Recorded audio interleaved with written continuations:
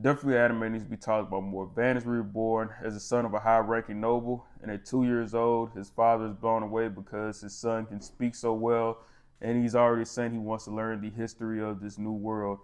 We don't really know his past, but Van at 2 years old, he's studying history and mathematics, and he's also learning the sword and training very, very hard. And he's considered this wise prodigy. But at 8 years old, his father has already made up in his mind, I'm a powerful fire mage. Your mother, my late wife, was a powerful fire mage. You next up, make me proud. And he goes at 8 years old, he gets tested for his magical ability, and he finds out his son can do production magic, which is considered absolutely useless. Most people don't even have the mana to use production magic, and his father is embarrassed and decides he's going to kill his formerly beloved son. But Van's older brother steps in, and begs for his younger brother's life. He basically says, "Hey, Dad, we have this remote village, the one that we never check on, and we kind of just leave off to his own.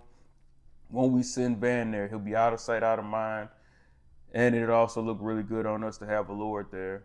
So he makes him the lord of this remote town, and it turns out his father was completely fucking wrong. Van is the one person that can actually use production magic, and basically because as far as we know so far, he has a limited supply of mana, a limitless supply. Like the tank never goes on E. And basically his production magic, if you give him the materials, if you give him some wood, he can make you the biggest house you can imagine, a mansion. And basically he rebuilds the entire village. The village goes from 1,000, now he's starting to set it up to be a 10,000 person village. He builds a moat around it to give it defense and to fend it off from bandits. So when he first arrives, their bandits are trying to attack it. He builds giant walls above. He builds giant walls so everybody has new homes and everybody. And he also has like ramparts and also these like giant crossbows to protect the village where they can even wipe out dragons at this point.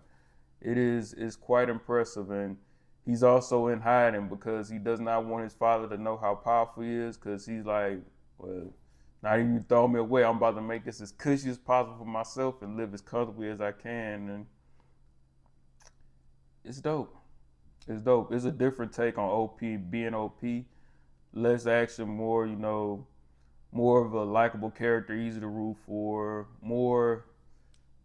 It's not really slice of life, but it's definitely a more of a chill type of anime, more of a good times, good feels, very likable characters.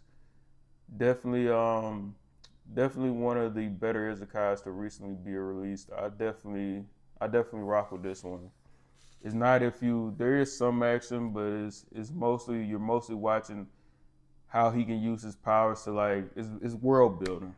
That's what I'm looking for. It's definitely this one is definitely all about world building, him building this civilization up. Like I said, it starts at 100 people in the civilization, and now he's got it to where bandits were attacking it on a regular basis. They can no longer attack. He's got it built up to where they're gonna at some point they're gonna invite 10,000 people in. He's regained his nobility status from the king, who has taken an interest in his abilities, and yeah, he can do pretty much his power is interesting. He can do pretty much anything. He can build weapons, he can build houses, he can build giant walls, whatever, anything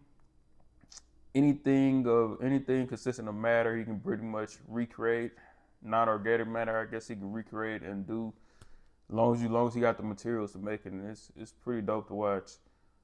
I highly recommend it. I would say if you're not just into fantasy, if you're not just you want something a little bit different, and you're not just totally into action, I definitely think it's worth checking out. I'm gonna give it's 9 episodes out so far on a 12 episode season.